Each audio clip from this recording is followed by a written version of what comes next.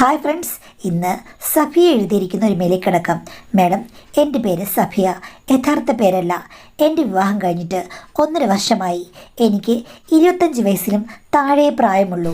ഞങ്ങൾ 2 പെൺകുട്ടികളാണ്. എൻ്റെ ഇത്ത എന്നേക്കാൾ മൂത്തതാണ്. അവളുടെ കല്യാണം കഴിഞ്ഞിട്ട് 3-4 വർഷമായി. എൻ്റെ ബാപ്പ മരിച്ചു പോയിട്ട് 3 വർഷമേ ആയുള്ളൂ. അതിന് തൊട്ടു മുമ്പാണ് എൻ്റെ ഇത്തയുടെ കല്യാണം നടന്നത്. സത്യം പറഞ്ഞാൽ എൻ്റെ പാപ്പ ഒന്നും സേവ് ചെയ്യുന്നൊരു സ്വഭാവക്കാരനല്ല. ഇഷ്ടംപോലെ പണം ഉണ്ടാക്കുന്ന ആളായിരുന്നു. പക്ഷേ ഒന്നും സേവ് ചെയ്തിട്ടില്ല. അന്നത്തെ കാര്യങ്ങളൊക്കെ നല്ല രീതിയിൽ നടക്കും, അത്ര മാത്രമേ ഉള്ളൂ. എൻ്റെ ഉമ്മ എപ്പോഴും പറയും ഭാവിയിലേക്ക് എന്തെങ്കിലും കരുതി വെക്കണമെന്ന്. പക്ഷേ പുള്ളിക്ക് അതൊരു പ്രശ്നമല്ല. എന്തെങ്കിലും കാര്യങ്ങളൊക്കെ വന്നു കഴിഞ്ഞാൽ കൂട്ടുകാരോടും മറ്റ് ബിസിനസ്സുകാരോടും ഒക്കെ ചോദിച്ച് കാര്യങ്ങളൊക്കെ അറേഞ്ച് ചെയ്യും. ചെറിയ ബിസിനസ്സാണ് പുള്ളിക്ക്, നല്ല വരുമാനമുണ്ട്. പക്ഷേ അത് ചിലവാക്കി കളയും. അതിനെയൊന്നും കുഴപ്പം ഞങ്ങൾ അറിഞ്ഞിരുന്നേയില്ല. പെട്ടെന്ന് അദ്ദേഹം മരിച്ചുപോയി കഴിഞ്ഞപ്പോഴേക്കും എന്ത് ചെയ്യണമെന്നറിയാതെ ഞാനും അമ്മയുമാണ് കഷ്ടപ്പെട്ടത്. കാര്യം എൻ്റെ ഇത്ത അപ്പോഴേക്ക് സെറ്റിലായിരുന്നു. അവർ ഗൾഫിലാണ്. ബാപ്പ മരിച്ചതിൽ പിന്നെ അവർക്ക് നാട്ടിലേക്ക് വരാൻ മടിയാണ്. ചിലപ്പോൾ ഞങ്ങളെ ഏറ്റെടുക്കേണ്ടി വന്നെങ്കിലോ എന്നോർത്തിട്ടാകാം. വലിയ സാമ്പത്തിക സഹായങ്ങളുമില്ല. ബാങ്കിൽ 3-4 മാസം കഴിയാനുള്ള കാശുണ്ട്, അതിനപ്പുറം ഒന്നുമില്ല.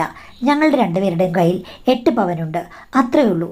അല്ലാതെ വേറെ സമ്പാദ്യമൊന്നുമില്ല. എൻ്റെ ഉമ്മയ്ക്ക് എന്ത് ചെയ്യണമെന്നറിയില്ല. ജോലിക്ക് പോകാൻ ഞങ്ങൾക്ക് 2 പേർക്കും അറിയില്ല, മടിയുമാണ്. എൻ്റെ പഠിത്തം പൂർത്തീകരിച്ചെങ്കിലും ജോലിക്ക് പോകാനൊന്നും ഞാൻ ഒരിക്കലും ഉദ്ദേശിച്ചിരുന്നില്ല. പഠിക്കണമെന്നുണ്ടായിരുന്നു. ബാപ്പയും പഠിക്കാനൊക്കെ എന്നെ ഒത്തിരി നിർബന്ധിച്ചിരുന്നു. അത് ജോലി ചെയ്യാനല്ല, നല്ല പഠിപ്പുള്ളൊരു പയ്യനെ കിട്ടാനാണെന്നാണ് പുള്ളിക്കാരൻ പറഞ്ഞത്. എന്തായാലും കാര്യങ്ങൾ ഇങ്ങനെയായി കഴിഞ്ഞപ്പോൾ എന്ത് ചെയ്യണമെന്നറിയില്ല. ബന്ധുക്കളോട് ചോദിച്ചു കഴിഞ്ഞാൽ യാതൊരു സഹായവും കിട്ടിയില്ല. ആ സമയത്താണ് ഇടയ്ക്കിടെ വരാറുള്ള എൻ്റെ ഉമ്മയുടെ ഫ്രണ്ട് ലതയാൻറ്റി കയറി വന്നത്. വീട്ടിലെ സിറ്റുവേഷനൊക്കെ പറഞ്ഞ് ഉമ്മ കരഞ്ഞു. അത് കേട്ട് കഴിഞ്ഞപ്പോഴേക്കും ലതയാൻറ്റിക്ക് ഒത്തിരി സങ്കടമായി. പുള്ളിക്കാരിയും വലിയ കാശൊന്നുമുള്ള ആളൊന്നുമല്ല, പക്ഷേ കാണാൻ ശൃംഗാരിയാണ്. ചുറ്റിക്കളികൾ ഒത്തിരി ഉണ്ടെന്ന് പലരും പറഞ്ഞു കേട്ടിട്ടുണ്ട്. കൊഞ്ചിക്കൊഴഞ്ഞാണ് സംസാരിക്കുന്ന ആണുങ്ങളോട് എന്നൊക്കെ എൻ്റെ ബാപ്പ പോലും പറഞ്ഞിട്ടുണ്ട്. എൻ്റെ ബാപ്പയുള്ളപ്പോൾ ലതയാൻറ്റി വരുന്നത് ഒട്ടും ഇഷ്ടമല്ല. പക്ഷേ അമ്മയ്ക്ക് ഒഴിവാക്കാൻ പറ്റില്ലല്ലോ, അതുകൊണ്ട് ഇടയ്ക്കിടയ്ക്ക് അവർ വരുമായിരുന്നു. എന്തായാലും ലതയാൻറ്റി ആ സമയത്ത് പറഞ്ഞു, ഇനിയിപ്പോൾ ഒരു കാര്യം ചെയ്യാടി, നിനക്ക് നന്നായിട്ട് പാചകം ചെയ്യാൻ അറിയാമല്ലോ, നീ ഒരു കാര്യം ചെയ്യ്, കുറച്ച് 4 മണി പലഹാരങ്ങളൊക്കെ ഉണ്ടാക്കി വെക്ക്, അത് ഞാൻ കൊണ്ടുപോയി വിൽക്കാം, ഒരു പ്രശ്നവുമില്ല. ഞങ്ങൾക്ക് ഒരു യൂണിറ്റ് ഉണ്ട് സ്ത്രീകളുടെ, അവിടെ വൈകുന്നേരത്തെ ചായക്ക് വേണ്ടിയിട്ട് നിൻ്റെ സ്പെഷ്യൽ വിഭവങ്ങൾ വയ്ക്കാം, നിനക്ക് കുറച്ച് കാശും കിട്ടുമെന്ന് പറഞ്ഞു. എന്തായാലും എൻ്റെ ഉമ്മയ്ക്ക് അത് കേട്ടപ്പോൾ സന്തോഷമായി. എല്ലാ കാര്യങ്ങളും നന്നായി ഉണ്ടാക്കാൻ അറിയാവുന്ന ആളാണ്. അങ്ങനെ അവരുടെ ഓർഡർ അനുസരിച്ചിട്ട് പലഹാരങ്ങൾ ഉണ്ടാക്കി. പിന്നെ മീനച്ചാറ്, പിന്നെ ഇറച്ചി അച്ചാറ്, ഇങ്ങനെ കുറേ കാര്യങ്ങൾ എൻ്റെ ഉമ്മ ഉണ്ടാക്കി. അത് സൂപ്പർ ഹിറ്റായി. ഞങ്ങൾക്ക് 3 മാസം കഴിഞ്ഞപ്പോഴേക്കും 10-30,000 രൂപ ലാഭം കിട്ടാൻ തുടങ്ങി. അതിനെല്ലാം കാരണക്കാരി ലതയാൻറ്റിയാണ്. ഞാൻ എന്തായാലും പഠിത്തം പൂർത്തീകരിച്ച് ചെറിയൊരു ജോലിക്ക് കയറുകയും ചെയ്തു. വളരെ തുച്ഛമായ വരുമാനമേ ഉള്ളൂ, എങ്കിലും അതും സന്തോഷകരമായിരുന്നു. അങ്ങനെ ഞങ്ങൾ പച്ച പിടിക്കുമ്പോഴാണ് എൻ്റെ അമ്മയോട് ലതയാൻറ്റി തന്നെ പറഞ്ഞത്, മോൾക്കിനി ഒരു കല്യാണം ആലോചിക്കണമെന്ന്. ഉമ്മ പറഞ്ഞു, എങ്ങനെ കല്യാണം നടക്കും? അവൾ സുന്ദരിയല്ലേ, ഇവളുടെ കല്യാണപ്രായമൊക്കെ കഴിഞ്ഞല്ലോ, അതുകൊണ്ട് എന്തായാലും ഞാനൊന്ന് തിരക്കട്ടെ, ആലോചിക്കാം. സ്ത്രീധനമൊന്നും വേണ്ടാത്ത ആൾക്കാരെ നമുക്ക് കണ്ടുപിടിക്കാം. ഇപ്പോഴത്തെ കാലത്ത് അങ്ങനെയൊക്കെയുള്ള ഇഷ്ടം പോലെ ചെക്കന്മാരുണ്ട്. നല്ല സുന്ദരി കൊച്ചിനെ കിട്ടിയാൽ മതി എന്ന് പുള്ളിക്കാരി പറഞ്ഞപ്പോൾ ഉമ്മയും സമ്മതം കൊടുത്തു. അങ്ങനെ 3-4 ചെക്കന്മാർ എന്നെ കാണാൻ വന്നു. 5-ാമത്തെ ചെക്കനാണ് എനിക്ക് ഇഷ്ടപ്പെട്ട ഒരാൾ. കാരണം അദ്ദേഹത്തിന് നല്ല സൗന്ദര്യം, പിന്നെ സ്ഥിരമായിട്ടൊരു കമ്പനിയിൽ ജോലി ഉണ്ടെന്നാണ് പറഞ്ഞത്. എന്നോട് പറഞ്ഞു, എനിക്ക് ഒരു നല്ല പെൺകുട്ടിയാണ് വേണ്ടത്, സ്ത്രീധനം വേണ്ട, കല്യാണം വളരെ സിമ്പിളായിട്ട് നടത്തിയാൽ മതി. എൻ്റെ വീട്ടിൽ എൻ്റെ ഉമ്മ മാത്രമേ ഉള്ളൂ, പിന്നെ ഉമ്മ കൂടുതൽ ദിവസവും എൻ്റെ ഇത്തയുടെ കൂടെ ആയിരിക്കും. അമ്മായിമ്മയെ കൊണ്ട് തനിക്ക് വലിയ ശല്യമൊന്നുമില്ല, പിന്നെ നമുക്ക് ഇവിടെ എപ്പോൾ വേണേലും വന്ന് നിൽക്കാം, നല്ല സ്വാതന്ത്ര്യമുണ്ടെന്നൊക്കെ പുള്ളി ഇങ്ങോട്ട് പറഞ്ഞു. അത് കേട്ട് കഴിഞ്ഞപ്പോഴേക്കും ഞാനാകെ ഇമ്പ്രസ്ഡായി. എനിക്ക് ഈ കല്യാണം മതി എന്നുള്ള നിലയിലായി. എൻ്റെ ഉമ്മയ്ക്കും ലതാൻറ്റിക്കുമെല്ലാം നല്ല സന്തോഷം. അവർക്കൊക്കെ നേരത്തെ അറിയാവുന്ന ആളാണ് എൻ്റെ ഭർത്താവ്. അങ്ങനെ എൻ്റെ കല്യാണം കുറച്ച് ആർഭാടമായിട്ടാണ് നടന്നത്. അതിൽ എൻ്റെ ഇത്തയും ഭർത്താവൊന്നും പങ്കെടുത്തില്ല. 7 കിലോമീറ്റർ അകലെയാണ് എൻ്റെ ഭർത്താവിൻ്റെ വീട്. ഭർത്താവിൻ്റെ അമ്മ ചില ദിവസങ്ങൾ മാത്രമേ അവിടെ കാണുകയുള്ളൂ. കുറച്ച് അകലെയുള്ള സ്വന്തം മകളുടെ വീട്ടിൽ നിൽക്കാനാണ് ഉമ്മയ്ക്കിഷ്ടം. അവിടെ അമ്മായിപ്പൻ എന്ന് പറയുന്ന ഒരാളില്ല. കാര്യം അദ്ദേഹം മരിച്ചു പോയിട്ട് ഒത്തിരി വർഷമായി. വലിയ ദുഃഖങ്ങളോ പ്രശ്നങ്ങളോ ഒന്നുമില്ലാത്തൊരു വീട് ഞാനും ഭർത്താവുമായിരിക്കും മിക്കവാറും അവിടെ ഉണ്ടാകുക. അല്ലെങ്കിൽ ഞങ്ങൾ ഞങ്ങളുടെ വീട്ടിലേക്ക് പോകും. എനിക്ക് വിവാഹം കഴിഞ്ഞിട്ട് പ്രത്യേകിച്ച് മാറ്റങ്ങളൊന്നും സംഭവിച്ചായി തോന്നിയില്ല. അത് സന്തോഷകരമായിരുന്നു. സത്യം പറഞ്ഞാൽ ആണുങ്ങളുമായിട്ട് അധികം അടുത്തിടപഴകാത്തത് കൊണ്ട് എനിക്ക് ഒത്തിരി പേടിയുണ്ടായിരുന്നു. ഭർത്താവ് എങ്ങനെയായിരിക്കും, അദ്ദേഹം ആദ്യത്തെ ദിവസം എങ്ങനെയായിരിക്കും എന്നോട് പെരുമാറുക, ഇതൊക്കെ ഓർത്ത് വലിയ പേടിയായിരുന്നു. എന്തെങ്കിലും പ്രശ്നങ്ങൾ ഉണ്ടാക്കുമോ എന്നൊക്കെ എനിക്ക് വല്ലാത്ത വെപ്രാളവും പരവേശവും ഉണ്ടായിരുന്നു. പക്ഷേ ആദ്യത്തെ ദിവസം തന്നെ പുള്ളിക്കാരൻ എന്നോട് പറഞ്ഞു, നമുക്ക് പതിയെ പതിയെ മുന്നോട്ട് പോയാൽ മതി, പയ്യെ തിന്നാലേ പനിയും തിന്നാൻ പറ്റുകയുള്ളൂ, അതുകൊണ്ട് നീ പേടിക്കേണ്ട കാര്യമില്ല, നമ്മളുടെ ജീവിതം ഒരു 5-6 മാസം കൊണ്ട് ക്ലച്ച് പിടിച്ചാൽ മതി എന്നാണ് എൻ്റെ ആഗ്രഹമെന്ന് പറഞ്ഞു. അത് കേട്ടപ്പോൾ എനിക്കും സമാധാനം തോന്നി. ഇത്രയും നാളുമൊക്കെ കാത്തിരിക്കാനും ക്ഷമയൊക്കെ കാണിക്കുന്ന ആണുങ്ങൾ എന്ന് പറയുമ്പോൾ എത്ര നല്ല മനസ്സുള്ളവരായിരിക്കും. ആദ്യത്തെ 2 ആഴ്ച അങ്ങോട്ടും ഇങ്ങോട്ടും കുറേ കഥകൾ പറഞ്ഞു, മുത്തങ്ങൾ, ആശ്ലേഷങ്ങൾ, ഇങ്ങനെയുള്ള കാര്യങ്ങൾ മാത്രമേ ഉണ്ടായിരുന്നുള്ളൂ. പിന്നീട് അദ്ദേഹം എന്നോട് പറഞ്ഞു, അടുത്ത ഘട്ടത്തിലേക്കൊക്കെ കടക്കാം എന്ന് പറഞ്ഞ് പതുക്കെ പതുക്കെ കൈമുദ്രകളിൽ കൂടി എന്നെ നാട്യം പഠിപ്പിക്കാൻ തുടങ്ങി. എനിക്ക് ആദ്യം വലിയ ചമ്മലായിരുന്നു, പക്ഷേ അധികവും ബുദ്ധിമുട്ടില്ലാത്ത രീതിയിലായിരുന്നു കൈകാര്യം ചെയ്തത്. അത് കഴിഞ്ഞ് ഒരു ദിവസം പുള്ളി നിർണായകമായൊരു കാര്യം എന്നോട് പറഞ്ഞു. ഞാൻ നിന്നോടൊരു കാര്യം പറയാം, സാധാരണ ആണുങ്ങളെപ്പോലെയല്ല ഞാൻ. അതെന്താണെന്ന് ചോദിച്ചു കഴിഞ്ഞപ്പോഴേക്കും, അതെ, എനിക്ക് നീ വിചാരിക്കുന്നതിനേക്കാളൊക്കെ ചില ഫീച്ചേഴ്സ് കൂടുതലാണ്. അതുകൊണ്ട് തന്നെ പെട്ടെന്ന് തുടങ്ങിക്കഴിഞ്ഞു കഴിഞ്ഞാൽ നിനക്കത് വലിയ ബുദ്ധിമുട്ടായിരിക്കും എന്ന് പറഞ്ഞു. അത് കേട്ടപ്പോൾ ഞാൻ ഞെട്ടിപ്പോയി. അയ്യോ, അതെന്താണെന്ന് പറഞ്ഞപ്പോൾ ഭർത്താവിനോട് പറഞ്ഞു, നീ ഒന്ന് ഫീൽ ചെയ്ത് നോക്ക്, നിനക്ക് മനസ്സിലാകുമെന്ന് പറഞ്ഞു. അങ്ങനെയാണ് ആദ്യമായിട്ട് ആ ഫീൽ ഞാൻ അറിയുന്നത്. എനിക്ക് സത്യം പറഞ്ഞാൽ കൗതുകവും പേടിയും ലേശം കൂടുതലായിരുന്നു. പക്ഷേ പേടിയാണ് മുന്നിൽ നിന്നത്. കാരണം ഫീൽ ചെയ്തപ്പോൾ എനിക്ക് മനസ്സിലായി അസാധാരണമായ ക്വാളിറ്റിയാണ്. അതൊന്നും എനിക്ക് ആദ്യത്തെ ഘട്ടത്തിൽ സ്വീകരിക്കാൻ പറ്റുമോ? വല്ലാത്ത പേടിയാണ് എനിക്ക് പിന്നെയും തോന്നിയത്. ഞാനത് പങ്കുവച്ചപ്പോൾ പുള്ളി പറഞ്ഞു, എനിക്കറിയാം നിനക്ക് സാങ്കേതികമായ പല ബുദ്ധിമുട്ടുകളും ഉണ്ടാകുമെന്ന്, അതുകൊണ്ട് നമുക്ക് വേറൊരു കാര്യം ചെയ്യാമെന്ന് പറഞ്ഞു. അപ്പോൾ ഞാൻ ചോദിച്ചു അതെന്താണെന്ന്. അതിനുവേണ്ടി ചില പ്രത്യേക മെഷീൻസൊക്കെ ഉണ്ട്, അതിൽ ആദ്യം നമുക്ക് ചില ചെറിയ പരീക്ഷണങ്ങൾ നടത്താമെന്ന് പറഞ്ഞു. ഞാൻ പറഞ്ഞു, എനിക്ക് പേടിയാ, അത് പറ്റില്ല, യന്ത്രവും എനിക്ക് പേടിയാ. അപ്പോൾ പുള്ളിക്കാരൻ പറഞ്ഞു, അതൊക്കെ നിനക്ക് ശരിയാകും, അതായിരിക്കും ഏറ്റവും നല്ലത്. നീ ഹോസ്റ്റലൊന്നും പഠിച്ചിട്ടില്ലാത്തതുകൊണ്ടാണ്. ഹോസ്റ്റലൊക്കെ നിൽക്കുന്ന പെണ്ണുങ്ങൾക്ക് ഇത് വലിയ ഇഷ്ടമാണ്. അതൊക്കെ ഇക്കയ്ക്ക് എങ്ങനെ അറിയാമെന്ന് ചോദിച്ചു കഴിഞ്ഞപ്പോഴേക്കും പുള്ളിക്കാരൻ പറഞ്ഞു, ആണുങ്ങൾ അങ്ങോട്ടും ഇങ്ങോട്ടും സംസാരിക്കുമ്പോൾ പല ഇൻഫർമേഷൻസ് കിട്ടും. എന്തായാലും നാളെ ഒരു കൂട്ടം കൊണ്ടുവരുന്നുണ്ട്, അതായിരിക്കും നമ്മളുടെ ആദ്യത്തെ തുടക്കം എന്ന് പറഞ്ഞു. വേണ്ട ഇക്ക എന്ന് പറഞ്ഞപ്പോൾ പുള്ളി പറഞ്ഞു, അവിടെയും പറ്റില്ല ഇവിടെയും പറ്റില്ല എന്ന് പറഞ്ഞു കഴിഞ്ഞാൽ നമ്മളുടെ ജീവിതം നന്നായി മുന്നോട്ട് പോകില്ല. അതുകൊണ്ട് നാളെ ഞാൻ പറഞ്ഞത് കേൾക്കണം, ഇത് വളരെ വളരെ നിനക്ക് ഇഷ്ടപ്പെടുമെന്ന് പറഞ്ഞു. എനിക്കാണെങ്കിൽ വലിയ പേടിയാണ്. ഇനി കണ്ടതിനേക്കാൾ മികച്ചതാകും വരുന്നത് എങ്കിൽ അതിനേക്കാൾ പ്രശ്നമാകില്ലേ എന്ന് വിചാരിച്ച് ഞാൻ വേണ്ടാന്ന് പിന്നെയും പറഞ്ഞപ്പോൾ നാളെ കൊണ്ടുവരും, അതൊന്ന് കാണ്, വർക്കിംഗ് മെക്കാനിസം മനസ്സിലാകുമ്പോൾ നിനക്ക് താല്പര്യമാകുമെന്ന് പറഞ്ഞു.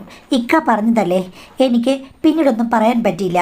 പിറ്റേ ദിവസം ഇക്ക ഡെമോൺസ്ട്രേറ്റ് ചെയ്യാൻ വേണ്ടി അത് കൊണ്ടുവന്നപ്പോഴാണ് എനിക്ക് മനസ്സിലായത്, ഓ ഇതത്ര വലിയ പ്രശ്നമൊന്നുമില്ല, ചെറിയ രൂപവും ഭാവവുമാണ്.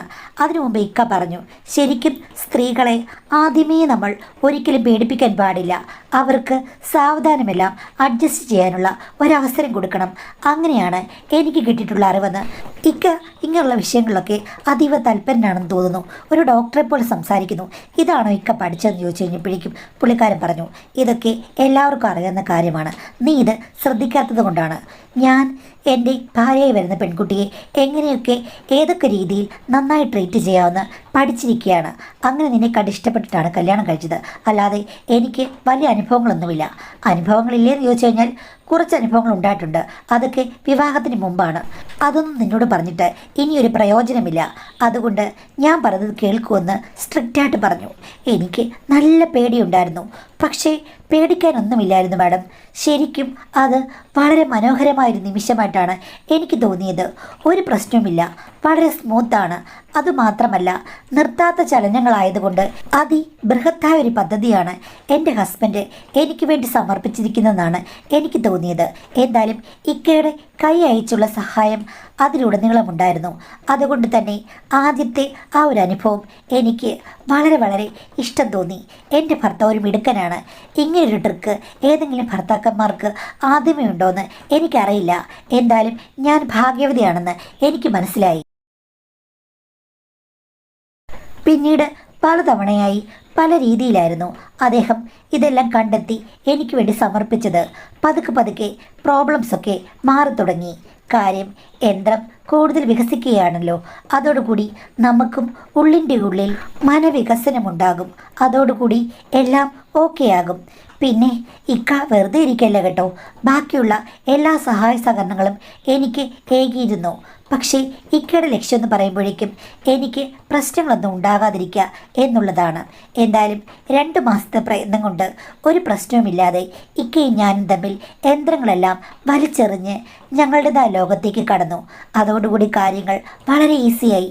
അതുമാത്രമല്ല, ആദ്യം എനിക്ക് ഇക്കയുടെ മുഖസൗന്ദര്യത്തോടായിരുന്നു താല്പര്യം കൂടുതൽ. പിന്നീട് ആ താല്പര്യം അങ്ങ് മാറി.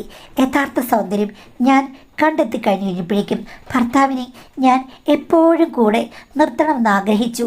ഇത്തിരി വൈകി വന്നാൽ പോലും ഞാൻ വഴക്കുണ്ടാക്കും, കാത്തിരിക്കും. കാര്യം വന്നു കഴിഞ്ഞാൽ മാത്രമേ എൻ്റെ കാര്യങ്ങൾ നടക്കുകയുള്ളൂ. ചുരുക്കം പറഞ്ഞു കഴിഞ്ഞാൽ ഭർത്താവ് എന്നെ ആക്റ്റീവായൊരു സ്വഭാവത്തിലേക്ക് കൊണ്ടുവരികയായിരുന്നു. ചിലപ്പോൾ 4-5 ദിവസം മാത്രം മാസത്തിൽ റെസ്റ്റ്. അത് കഴിഞ്ഞാൽ ഒരു ദിവസം പോലും റെസ്റ്റ് എടുക്കാൻ അദ്ദേഹത്തെ സമ്മതിക്കില്ല ഞാൻ. കാര്യം അദ്ദേഹം റെസ്റ്റിലാണെന്ന് പറഞ്ഞാലും ഞാൻ പറയും പറ്റില്ല, റെസ്റ്റ് എടുക്കാൻ സമ്മതിക്കില്ല എന്നുള്ള അവസ്ഥയിലായി. പിന്നീട് ഇക്ക എന്നെ വീഡിയോകളൊക്കെ കാണിച്ചു തരാൻ തുടങ്ങി. സത്യം പറഞ്ഞാൽ അതിനു മുമ്പും ഒന്നും ഞാൻ ഒരിക്കലും ഇത്തരം വീഡിയോസ് അബദ്ധവശാൽ പോലും കണ്ടിട്ടില്ല. എനിക്കത് ഇഷ്ടവുമല്ല. പക്ഷേ അദ്ദേഹം ടിവിയിലും ലാപ്ടോപ്പിലും ഒക്കെ കണക്ട് ചെയ്ത് എനിക്ക് ദീർഘനേരം 1-2 മണിക്കൂറുള്ള പല വീഡിയോകളും കാണിക്കാൻ തുടങ്ങി. അതൊക്കെ ഒന്നിച്ചിരുന്ന് കാണുന്നത് എനിക്ക് പിന്നീട് വളരെയധികം ഇഷ്ടമായി മാറി. ഇങ്ങനെയൊക്കെ കാണുമെങ്കിലും ഭർത്താവ് ഒരിക്കൽ പോലും എന്നെ നിർബന്ധിച്ചിട്ടേ ഇല്ല ഒരു കാര്യത്തിനും. പക്ഷേ ഞാനാണ് അങ്ങോട്ട് പറഞ്ഞത് എങ്കിൽ പരീക്ഷണ നിരീക്ഷണങ്ങൾ നമുക്ക് തുടങ്ങാമെന്ന്. പിന്നിട്ട വഴികളിലൂടെ പിൻവാതിലുകളിലൂടെ നടക്കാൻ അദ്ദേഹത്തിന് മോഹമുണ്ടെന്ന് ഒരു ദിവസം എന്നോട് പറഞ്ഞു. അതൊക്കെ വളരെ റിസ്ക് ആണെന്ന് എനിക്കറിയാം. പക്ഷേ നമ്മൾ കാണുന്ന സ്ത്രീകൾക്കൊന്നും ഒരു പ്രശ്നവുമില്ല. അവരൊക്കെ അതിലെല്ലാം വളരെ എക്സ്പെർട്ടാണ്. അതെന്താണെന്ന് ഞാൻ എപ്പോഴും ആലോചിച്ചു. നമുക്കെന്തെങ്കിലും പ്രത്യേകതയുണ്ടോ? അവർക്കൊക്കെ എങ്ങനെയാണ് ഇത്രയും നല്ല രീതിയിൽ അതിലെല്ലാം ഇൻട്രസ്റ്റ് വരുത്താൻ കഴിയുന്നത്, അല്ലെങ്കിൽ ഒരു പ്രശ്നവും ഇല്ലാതിരിക്കുന്നത്? ആർക്കറിയാം ഇതെല്ലാം ഒരു അത്ഭുതം തന്നെ. അപ്പോൾ ഹസ്ബൻഡ് പറഞ്ഞു എല്ലാം പ്രാക്ടീസിൻ്റെ ഗുണമാണെന്ന്. അങ്ങനെ പ്രാക്ടീസ് ചെയ്യാൻ എന്നെ നിർബന്ധിച്ചു കഴിഞ്ഞപ്പോഴേക്കും ഞാൻ അതിനും തയ്യാറായി. കാര്യം ഭർത്താവിന് ഇഷ്ടമാണല്ലോ നമ്മുടെ ഇഷ്ടം. പക്ഷേ അവിടെയും എൻ്റെ ഭർത്താവ് എന്നോട് വളരെയധികം നയപരമായിട്ടാണ് പെരുമാറിയത്. അവിടെയും യന്ത്രങ്ങളുടെ സഹായമായിരുന്നു ആദ്യം എനിക്ക് വേണ്ടി കൊണ്ടുവന്നത്. അത് കഴിഞ്ഞ ശേഷം മാത്രമാണ് യഥാർത്ഥ പരീക്ഷണശാലയിലെ പ്രവർത്തനം തുടങ്ങിയത്. ഞാനൊരു കാര്യം പറയാം. 7ാമത്തെ മാസമായി കഴിഞ്ഞപ്പോഴേക്കും ഞങ്ങൾ തമ്മിൽ ശരിക്കും പറഞ്ഞാൽ 10 വർഷത്തെ പരിചയമുള്ളവരെ പോലെ ആയി. അതുമാത്രമല്ല, വിശാലമാകേണ്ടതെല്ലാം വിശാലവുമായി. ഒരു പ്രശ്നവുമില്ല. ഏത് രീതിയിലുമുള്ള കാര്യങ്ങൾ അനുകരിക്കാനും മാത്രം ത്രില്ലടിപ്പിക്കുന്ന ഒരു സ്ത്രീയായി ഞാൻ മാറിയിരുന്നു. ഭർത്താവ് വെറുതെ ഇരിക്കുകയാണെങ്കിൽ പോലും അങ്ങോട്ട് ചെന്ന് ഞാൻ അദ്ദേഹത്തെ വീഡിയോയിൽ കാണുന്നത് പോലെ പലപ്പോഴും ആക്ട് ചെയ്ത് അനുകരിച്ച് വളരെയധികം സന്തോഷം പ്രദാനം ചെയ്യുന്ന ഒരു പ്രത്യേക സ്വഭാവമുള്ളയാളായി ഞാൻ മാറി. അതിന് കാരണം ഭർത്താവിൻ്റെ വീട്ടിൽ ഞാനും ഭർത്താവുമായിരിക്കും മിക്കപ്പോഴും ഉണ്ടാകുക. അതാണ് ഞങ്ങളുടെ ഇടയിലെ ഇത്രയും സാദൃത്തോടു കൂടിയുള്ള പ്രവർത്തനങ്ങൾക്ക് കാരണം. പക്ഷേ ദിവസേന എന്നോണമുള്ള പ്രവർത്തന നിരീക്ഷണ പരീക്ഷണങ്ങൾക്ക് വിധേയമായി കഴിഞ്ഞപ്പോൾ എനിക്ക് പിന്നെയും സംശയം. എന്തുകൊണ്ടാണ് നല്ലൊരു ശുഭവാർത്ത ഉണ്ടാകാത്തത്? ഞാൻ ഭർത്താവിനോട് ചോദിച്ചു, എന്തുകൊണ്ടാണ് എൻ്റെ ഡേറ്റ് ഒന്നും തെറ്റാത്തതെന്ന്. അപ്പോൾ ഭർത്താവിനോട് പറഞ്ഞു, അതൊക്കെ നടക്കേണ്ടപ്പോൾ നടന്നോളും, നീ അത് ശ്രദ്ധിക്കേണ്ട കാര്യമില്ല, ഇപ്പോൾ കുട്ടികളുടെ ഒന്നും ആവശ്യം നമുക്കില്ല എന്ന് പറഞ്ഞു. പക്ഷേ ഞാൻ കണ്ടിട്ടുള്ളതെല്ലാം പെട്ടെന്ന് തന്നെ ആളുകൾക്ക് റിസൾട്ട് ഉണ്ടാകുന്നതാണ്. എനിക്ക് തോന്നി എനിക്കെന്തോ കുഴപ്പമുണ്ടെന്ന്. ഞാൻ ഉമ്മയോട് പറഞ്ഞപ്പോൾ ഉമ്മ പറഞ്ഞു, അത് നീ ശ്രദ്ധിക്കേണ്ട കാര്യമില്ല, ഇപ്പോഴൊന്നും കുട്ടികൾ വേണ്ട, അത് ബാധ്യതയാകുമെന്ന് പറഞ്ഞു. എങ്കിൽ എനിക്ക് പേടിയുണ്ടായിരുന്നു. ഞാൻ പറഞ്ഞു, ഞാൻ ഒരു ഗൈനക്കോളജിസ്റ്റിനെ കാണാൻ പോവുകയാണ്, നിങ്ങളും കൂടെ വരണമെന്ന്. പക്ഷേ അപ്പോഴേക്കും എൻ്റെ ഭർത്താവ് എന്നോട് പറഞ്ഞു, ഞാൻ നിന്നോട് ഇനി യഥാർത്ഥ ഒരു സത്യം പറയാം. പണ്ടെനിക്ക് മുണ്ടിനീര് വന്നിട്ടുണ്ട്. അങ്ങനെ വന്നു കഴിഞ്ഞപ്പോഴേക്കും ഇത്തരം തകരാറുകൾ ആണുങ്ങൾക്കുണ്ടാകും. അങ്ങനെ എനിക്ക് ചില തകരാറുകളുണ്ട്. മറ്റു കാര്യങ്ങളൊക്കെ പ്രവർത്തനക്ഷമമാണെങ്കിലും ഈ കാര്യത്തിൽ ഞാൻ പ്രവർത്തനക്ഷമമല്ല. അതുകൊണ്ട് ട്രീറ്റ്മെൻറ്റ് ഇനി നോക്കേണ്ടി വരും, അല്ലാതെ രക്ഷയില്ലെന്ന് പറഞ്ഞു. അതൊന്നും എനിക്കറിയില്ലായിരുന്നു മാഡം. കേട്ടപ്പോൾ ഞാൻ ഞെട്ടിപ്പോയി. അങ്ങനെ ഹസ്ബൻഡ് ഞാനും കൂടെ ഡോക്ടറെ കാണാൻ പോയി. നോക്കിക്കഴിഞ്ഞപ്പോഴേക്കും ആശാവഹമായ ഒന്നും കാണുന്നില്ല, സീറോ. ഡോക്ടർ വിശദമായി പറഞ്ഞപ്പോഴാണ് മുണ്ടിനീരെന്ന് പറയുന്ന അസുഖം, നമ്മൾ മംസ് എന്ന് വിളിക്കില്ലേ, അത് പുരുഷന്മാർക്ക് ഇങ്ങനെയൊക്കെയുള്ള പ്രശ്നങ്ങൾ ഉണ്ടാകുമെന്ന്. സത്യമായും ഞാൻ അത് വിശ്വസിച്ചിരുന്നില്ല കേട്ടോ. ഡോക്ടറിനോട് വിശദമായിട്ട് പറഞ്ഞു അപൂർവമായിട്ടൊക്കെ പൂർണ്ണമായും ഇത്തരം പ്രശ്നങ്ങൾ സംഭവിക്കാമെന്ന്. പക്ഷേ അദ്ദേഹത്തിന് കണ്ടാലോ അല്ലെങ്കിൽ വേറെന്തെങ്കിലും പ്രശ്നങ്ങളില്ല. എൻ്റെ ഭർത്താവിന് ഇത് നേരത്തെ അറിയാമായിരുന്നു. അദ്ദേഹം അത് മറച്ചു വെച്ചുകൊണ്ടാണ് എന്നെ കല്യാണം കഴിച്ചെന്നുള്ളത് എനിക്ക് വല്ലാത്തൊരു നൊമ്പരമായി. സത്യം പറഞ്ഞു കഴിഞ്ഞാൽ ഒരു 3-4 വർഷം കഴിയുമ്പോഴെങ്കിലും ഒരു കുട്ടി വേണം, അത് നടക്കുമെന്നുള്ള ചിന്തയായി. പുള്ളിക്കാരനോട് പറഞ്ഞു സാരമില്ല, നമുക്ക് ട്രീറ്റ് ചെയ്യാമെന്ന്. ആ ഡോക്ടർ എന്നെ ആശ്വസിപ്പിച്ചു. നമുക്ക് ഇനി പോസിബിളായുള്ള ട്രീറ്റ്മെൻറ്റുകളൊക്കെ നോക്കാം, ഞാൻ ഉറപ്പൊന്നും പറയുന്നില്ല, എന്നാലും നമുക്ക് ശ്രമിക്കാം എന്ന് പറഞ്ഞു. അങ്ങനെയാണ് അദ്ദേഹം മരുന്ന് കഴിക്കാൻ തുടങ്ങിയത്. അതോടുകൂടി എനിക്ക് എൻ്റെ ഭർത്താവിനെ സംശയമായി. എന്തുകൊണ്ടായിരിക്കും ഇത്തരം കാര്യങ്ങളൊക്കെ എന്നിൽ നിന്ന് മറച്ചു വെച്ചത്? അതുമാത്രമല്ല, ഇദ്ദേഹത്തിന് ഇങ്ങനെയൊരു കുഴപ്പമുണ്ടെന്ന് എപ്പോൾ തിരിച്ചറിഞ്ഞു? ഈ പരിശോധനകളൊക്കെ നടത്തണ്ടേ? വിവാഹത്തിന് മുമ്പ് എന്തിനാണ് പുള്ളിക്കാരൻ പരിശോധനകൾ നടത്തിയത്? ഇതൊക്കെ എനിക്ക് സംശയമായി. അങ്ങനെ മൊത്തം കൂടെ കൂട്ടി വായിച്ചു കഴിഞ്ഞപ്പോഴേക്കും എൻ്റെ ഭർത്താവ് ഒരു പ്രശ്നക്കാരനാണോ എന്ന് എനിക്ക് തോന്നിപ്പോയി. അങ്ങനെ ഒരു ദിവസം ഞാൻ പൊട്ടിത്തെറിച്ച് കാര്യങ്ങൾ ഓരോന്നായിട്ട് ചോദിക്കാൻ തുടങ്ങി. അവസാനം പുള്ളി എന്നോട് പറഞ്ഞു, പുള്ളി ഈ കാണുന്ന ആളൊന്നുമല്ല. കാര്യം പുള്ളിക്കാരന് പണ്ട് തൊട്ടേ ഇത്തരം വിഷയങ്ങളിലൊക്കെ വലിയ താല്പര്യമാണ്. കോളേജിൽ പഠിക്കുമ്പോൾ തൊട്ടേ ഇഷ്ടം പോലെ ആരാധികമാരുണ്ടായിരുന്നു. കാര്യം കാണാൻ സൗന്ദര്യമുണ്ട്. അതുമാത്രമല്ല, ഒളിഞ്ഞും മറിഞ്ഞും കിടക്കുന്ന പല നിധികളും കണ്ടെടുത്ത അല്ലെങ്കിൽ അറിഞ്ഞ പെണ്ണുങ്ങൾ മറ്റൊരാളോട് പറയുമ്പോഴേക്കും അതിന് പ്രശസ്തി കൂടുമല്ലോ. അങ്ങനെ പല സ്ത്രീകളും, അതായത് വലിയ കല്യാണം കഴിച്ച പെണ്ണുങ്ങൾ പോലും അദ്ദേഹത്തിനോട് അടുക്കാൻ വന്നു. അതിന് പുള്ളിക്കാരൻ പ്രതിഫലമായി ധാരാളം പണവും വാങ്ങിച്ചു. പുള്ളിക്കാരന് ജോലി കിട്ടുന്നതിന് മുമ്പ് വരെ വീട്ടിലെ പണമൊന്നും വാങ്ങാതെ ലാവിഷായി കഴിഞ്ഞത് ഈ ഒരു പ്രത്യേകത ഉള്ളതുകൊണ്ട് ധാരാളം ക്ഷണമുണ്ടായതുകൊണ്ടാണെന്ന് പുള്ളിക്കാരൻ പറഞ്ഞു. അത് കേട്ടതോടുകൂടി എനിക്ക് എന്ത് ചെയ്യണമെന്ന് അറിയാതായി. പിന്നീടാണ് ലതയാൻറ്റിയുമായിട്ട് പണ്ടേ പരിചയമുണ്ട്. ലതയാൻറ്റി അങ്ങനെയാണല്ലോ, ചോരയും നീരുമുള്ളിടത്ത് ലതയാൻറ്റിയും കാണും. അങ്ങനെ കണ്ടുപിടിച്ചതാണ്. ലതയാൻറ്റിയും എൻ്റെ ഇക്കായും തമ്മിൽ നല്ല ഫ്രണ്ട്ഷിപ്പായി കഴിഞ്ഞപ്പോഴേക്കും അവരുടെ കാര്യങ്ങളൊക്കെ ഏകദേശം ഒന്ന് പരിസമാപ്തിയായി കഴിഞ്ഞപ്പോഴേക്കും ലതയാൻറ്റിക്ക് പല സാമൂഹ്യ പ്രവർത്തനങ്ങളുമുണ്ട്. അപ്പോൾ പുള്ളിക്കാരിയാണ് എൻ്റെ ഹസ്ബൻഡിനോട് പറഞ്ഞത്, എടാ എൻ്റെ ഒരു കൂട്ടുകാരിയുണ്ട്. കൂട്ടുകാരെന്ന് പറയാൻ പറ്റില്ല, അവൾ ചെറുപ്പമാണ്, കല്യാണം കഴിച്ചതാണ്, 5 വർഷമായി. ഭർത്താവ് ഒരു കിഴങ്ങേശനാണ്. എല്ലാവരും ചോദിക്കുകയാണ് ഒരു കുഞ്ഞിക്കാല് കാണാൻ പറ്റുന്നില്ലല്ലോ എന്ന്. പക്ഷേ ഒന്നും നടക്കും തോന്നില്ല. അവൾ കഴിഞ്ഞ ദിവസം കൂടി എന്നോട് പറഞ്ഞു കരഞ്ഞു, എൻ്റെ പൊന്നു ചേച്ചി, എങ്ങനെയെങ്കിലും ഏതെങ്കിലും വഴിക്ക് എനിക്ക് നന്നായി തല നിവർത്ത് നിൽക്കണമെങ്കിൽ അന്യൊരു സഹായം വേണ്ടി വരുമെന്ന്. അപ്പോൾ ലതയാൻ്റെ ഓർത്ത് എന്താണ്, നമ്മുടെ കസ്റ്റഡി തന്നെ ഒരു ഗവൺമെൻറ് പയ്യനില്ലേ, ഒന്ന് പരിചയപ്പെടുത്തി കൊടുക്കാം. 3, 4, 5 വട്ടം അവരൊന്ന് കണ്ടു കഴിയുമ്പോഴേക്കും അവരുടെ കാര്യങ്ങൾ നടക്കും. ഇവർ പൈസയല്ലേ വേണ്ടത്, അതും കിട്ടും. അങ്ങനെയായി കഴിഞ്ഞപ്പോഴേക്കും അവരെ തമ്മിൽ ഒന്ന് ഫ്രണ്ട്സ് ആക്കാൻ വേണ്ടിയിട്ട് ലതയാൻ്റെ തന്നെയാണ് മുൻകൈ എടുത്തത്. അവർ കാര്യങ്ങളിലേക്ക് കടന്നു. പക്ഷേ 10, 15 വട്ടമായിട്ടും ആശാവഹമായ യാതൊരു കാര്യങ്ങളുമില്ല. ഇക്കായെ അവർക്ക് പെരുത്തിഷ്ടമായെങ്കിലും അവരുദ്ദേശിച്ച കാര്യം മാത്രം നടക്കുന്നില്ല. അവരാണ് ആദ്യമായി ഈ കാര്യത്തിൽ സംശയം പ്രകടിപ്പിച്ചത്. അവന് എന്തോ കുഴപ്പമുണ്ട്, ബാക്കി കാര്യങ്ങളൊക്കെ ആണെങ്കിലും ഈ ഒരു കാര്യത്തിൽ അവന് പ്രശ്നം കാണുമായിരിക്കും പരിശോധിക്കാൻ പറഞ്ഞത്. ലതയാൻറ്റിക്ക് അത് കേട്ട് കഴിഞ്ഞപ്പോഴേക്കും സംശയമായി. അങ്ങനെയാണ് ഭർത്താവിനോട് പറഞ്ഞത്. നോക്കിക്കഴിഞ്ഞപ്പോഴേക്കും ഇങ്ങനൊരവസ്ഥയാണ്, ഒരു ഗുണവും ആ ഒരു ഭാഗത്തില്ല. അങ്ങനെ ഡോക്ടറെ കണ്ട് ഡോക്ടർ ടെസ്റ്റ് ചെയ്തപ്പോഴാണ്, ഈ ഡോക്ടറല്ല വേറെ ഡോക്ടറായിരുന്നു, ഡോക്ടർ പറഞ്ഞത് ഇതേപോലെ തന്നെ മംസ് മുണ്ടിനീരെന്ന് പറയുന്ന അസുഖം വന്നു കഴിഞ്ഞപ്പോഴേക്കും ആണുങ്ങൾക്കുണ്ടായ പ്രശ്നമാണ്. കംപ്ലീറ്റ്ലി പുള്ളിക്കാരന് ഇങ്ങനൊരു പ്രശ്നമുണ്ട്. ബാക്കി ഒരു പ്രവർത്തനങ്ങൾക്ക് പ്രശ്നമില്ലെങ്കിലും ഈ ഒരു കാര്യത്തിൽ എപ്പോഴും പ്രശ്നങ്ങൾ കാണും എന്ന് പറഞ്ഞത്. പിന്നെ നിങ്ങൾ എന്തിനാണ് ഇക്ക എന്നെ കല്യാണം കഴിച്ചെന്ന് ചോദിച്ചു. അപ്പോൾ പുള്ളിക്കാരൻ പറഞ്ഞു, ലതയാൻറ്റി പറഞ്ഞിട്ടാണ്. ലതയാൻറ്റി വന്ന് എല്ലാ വിവരങ്ങളും നിൻ്റെ ഉമ്മയോട് പറഞ്ഞിരുന്നു. അപ്പോൾ ഉമ്മയ്ക്ക് ഒരു പ്രശ്നവുമില്ല, 100 വട്ടം സമ്മതമായിരുന്നു. അതുമാത്രമല്ല, അവർക്ക് തമ്മിൽ വേറെ നല്ല പ്ലാനുകൾ ഉണ്ടായിരുന്നു എന്ന്.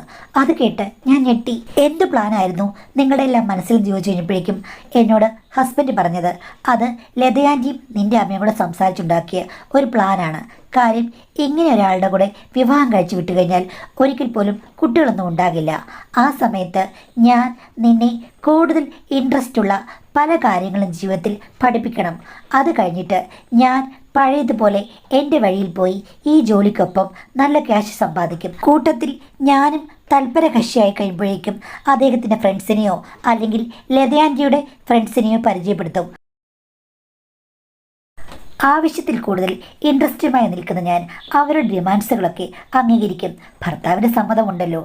അത് കഴിഞ്ഞിട്ട് ക്യാഷ് വരാം. കാര്യം എൻ്റെ വീട്ടിൽ ഇപ്പോൾ വേറെ ക്യാഷ് ഒന്നും കൊടുക്കാൻ ആരുമില്ലല്ലോ. ചുരുക്കം പറഞ്ഞു കഴിഞ്ഞാൽ ലതയാൻ്റിക്കും എൻ്റെ ഉമ്മയ്ക്കും എൻ്റെ ഭർത്താവിനുമെല്ലാം ക്യാഷ് സമ്പാദിക്കുക എന്നുള്ളതാണ് ലക്ഷ്യം. എൻ്റെ ഉമ്മയെ പറഞ്ഞ് പിരികേറ്റിയതല്ല ലതയാൻ്റിയാണ്. കാര്യം ലതയാൻ്റിക്ക് ഇതൊക്കെ ഒരു ഹരമാണ്, എൻ്റെ ഭർത്താവിനും ഹരമാണ്. പിന്നെ കല്യാണം കഴിക്കുക എന്നുള്ളത് എല്ലാവരും സർവ്വസാധാരണമായി ചെയ്യുന്നതാണല്ലോ. അപ്പോൾ ഏതെങ്കിലും രീതിയിൽ ഭാര്യ അവരുടെ ഇഷ്ടങ്ങൾക്കനുസരിച്ച് നിൽക്കുന്നവരാണെങ്കിൽ പിന്നെ എന്താ പ്രശ്നം? ഒരു കുഴപ്പമില്ല. വിദഗ്ധമായിട്ട് അവരെല്ലാവരും കൂടി ചേർന്ന് എന്നെ ട്രാപ്പിൽ പെടുത്തുകയായിരുന്നു എന്ന് എനിക്ക് മനസ്സിലായി. ഒരിക്കൽ പോലും എനിക്ക് ഇങ്ങനൊരു സംശയം തോന്നുമെന്നോ കുട്ടികളെ പറ്റിയോ അതിൻ്റെ പരിശോധനയെ പറ്റിയോ ഞാൻ വാ തുറന്നു മിണ്ടുവെന്ന് അവരാരും വിചാരിച്ചതേയില്ല. കാര്യം എനിക്ക് കുട്ടികളെയായിരുന്നല്ലോ, ഒന്നും അറിയുകയില്ല. ഭർത്താവിൻ്റെ ഇഷ്ടത്തിനനുസരിച്ച് ട്രെയിൻ ചെയ്യുമ്പോൾ അതേപോലെ പോകും. അധികം ബുദ്ധിയൊന്നും ഞാൻ പ്രയോഗിക്കില്ലെന്നാണ് അവർ വിചാരിച്ചത്. ഞാൻ ഈ കാര്യങ്ങളെല്ലാം എൻ്റെ ഉമ്മയോട് ചോദിച്ചപ്പോൾ ഉമ്മ പറയുകയാണ്, എൻ്റെ പൊന്നുമോളെ, നമുക്ക് നല്ല പണമുണ്ടായിരുന്നു നിൻ്റെ ബാപ്പയുള്ളപ്പോൾ. ഇപ്പോൾ ഒന്നുമില്ല. നീ പോകുന്ന ജോലിക്ക് എന്ത് കിട്ടും? ഇവൻ്റെ പൈസ കൊണ്ട് എനിക്കിപ്പം ജീവിക്കാൻ പറ്റുമോ? ഇല്ല. നിങ്ങൾ തരുന്നത് വെച്ച് അഡ്ജസ്റ്റ് ചെയ്ത് ജീവിച്ച് എത്ര നാൾ മുന്നോട്ട് പോകുമടി? അവനാണെങ്കിൽ പ്രത്യേക ഫീച്ചർ ഉള്ളതുകൊണ്ട് ഇനിയും അവന് ഇഷ്ടം പോലെ പണം വരാനുള്ള സാധ്യതയുണ്ട്. അപ്പോൾ പിന്നെ അവൻ്റെ കൂടെ ഒട്ടി നിൽക്കുക. എനിക്കും നിന്നെക്കൊണ്ട് എന്തെങ്കിലും ഗുണമുണ്ടായിട്ടുണ്ടോ? എത്ര പണമാണ് നിൻ്റെ പാപ്പ നിനക്ക് വേണ്ടി ചിലവഴിച്ചത്? ഞാനിപ്പോൾ സത്യം പറഞ്ഞു കഴിഞ്ഞാൽ പാപ്പരായിരിക്കുകയാണ്. നിൻ്റെ പാപ്പയുള്ളപ്പോൾ കൈ നിറയെ പണം എനിക്കെന്നും ഉണ്ടായിരുന്നു. അത് സേവ് വെച്ചിട്ടില്ല. ഇനിയിപ്പോൾ നമുക്ക് സേവ് ചെയ്യണം. നിൻ്റെ ഇത്തയുണ്ടല്ലോ, അവളാണെങ്കിൽ തിരിഞ്ഞുപോലും നോക്കുന്നില്ല. എത്ര നല്ല രീതിയിലാണ് ഗൾഫിൽ കഴിയുന്നത്. നമുക്കും അതിനേക്കാൾ പോഷായിട്ട് ഇവിടെ കഴിയണം. അതുകൊണ്ട് നീ കുട്ടികൾ അത് ഒന്നും ചിന്തിക്കേണ്ട കാര്യമില്ല. അതൊക്കെ വേറെ വഴിക്കാണെങ്കിലും സാധ്യമാകും. ഒരു പ്രശ്നവുമില്ല. തൽക്കാലം ഞങ്ങളുടെ കൂടെ നിൽക്ക്. ഒരു 5-6 വർഷം. അതിനിടയ്ക്ക് അവന് ട്രീറ്റ്മെൻ്റ് ഒക്കെ നടക്കും. അതുകൊണ്ട് ശരിയാകുമായിരിക്കും. തൽക്കാലം നമുക്ക് സാമ്പത്തികമല്ലേ വേണ്ടത് എന്നുള്ള രീതിയിലാണ് ലതയാൻ്റിയും എൻ്റെ ഉമ്മയും എൻ്റെ ഹസ്ബൻഡും ഒക്കെ പറഞ്ഞത്. സത്യം പറഞ്ഞാൽ എൻ്റെ ഹസ്ബൻഡിനെ എനിക്ക് ഒത്തിരി ഇഷ്ടമാണ്.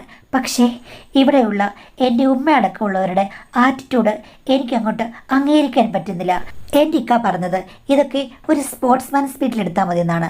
നല്ല രസകരമായിരിക്കും നമ്മുടെ ജീവിതം എന്നാണ് പറയുന്നത്. എനിക്ക് പക്ഷേ ആകെ കൺഫ്യൂഷനാണ്. പിന്നെ ഈ അസുഖം വന്നു കഴിഞ്ഞാൽ ഇങ്ങനെയൊക്കെ കറക്റ്റ് പ്രശ്നങ്ങളിലേക്ക് മാറുമോ മാഡം എന്നൊക്കെയാണ് ചോദിച്ചിരിക്കുന്നത്. കുറേ കാര്യങ്ങളുണ്ട്, ചിലത് വായിക്കാനൊന്നും പറ്റില്ല. അതുകൊണ്ടാണ് ഞാൻ കൂടുതൽ പറയാത്തത്. എന്തായാലും പണത്തോട് ആർത്തി മൂത്തിട്ട് നിങ്ങളുടെ ഭർത്താവും നിങ്ങളുടെ ലതയാൻ്റിയും നിങ്ങളുടെ ഉമ്മയും ഒക്കെ കാണിക്കുന്നത് ശരിയാണെന്ന് നമുക്ക് 1% പോലും പറയാൻ പറ്റില്ല. അവരുടെ കൂട്ടത്തിൽ കൂടിക്കഴിഞ്ഞ് കഴിഞ്ഞാൽ നിങ്ങൾക്ക് ഈ പറഞ്ഞതുപോലെ അവരുടെ സപ്പോർട്ട് കിട്ടും. അല്ലാതെ നിങ്ങൾ സ്വതന്ത്രമായി ജീവിക്കണമെങ്കിൽ നിങ്ങൾക്ക് നല്ല ധൈര്യവും അതിന് വേണ്ടിയിട്ടുള്ളൊരു ഡിറ്റർമിനേഷനും വേണം.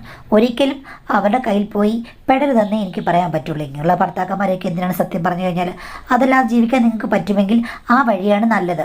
പിന്നെ അതെത്ര പേർക്ക് സാധിക്കുമെന്ന് എനിക്കറിയില്ല. വീട്ടുകാരോ ഭർത്താവോ ഒക്കെ നമ്മൾ സാധാരണ നോർമൽ അല്ലാന്ന് പറയുന്ന കാര്യങ്ങൾക്ക് സപ്പോർട്ട് ചെയ്യുകയാണെങ്കിൽ ചിലപ്പോൾ നമുക്കത് നോർമലായിട്ട് തോന്നി ഓക്കെ എന്നുള്ള രീതിയിൽ അതിൽ കംഫർട്ടബിൾ ആകാം. പക്ഷേ നിങ്ങൾക്ക് താല്പര്യമില്ലെങ്കിൽ ഒരിക്കൽ പോലും എന്തിൻ്റെ പേരിലാണെങ്കിലും അതിലേക്ക് വരരുത്.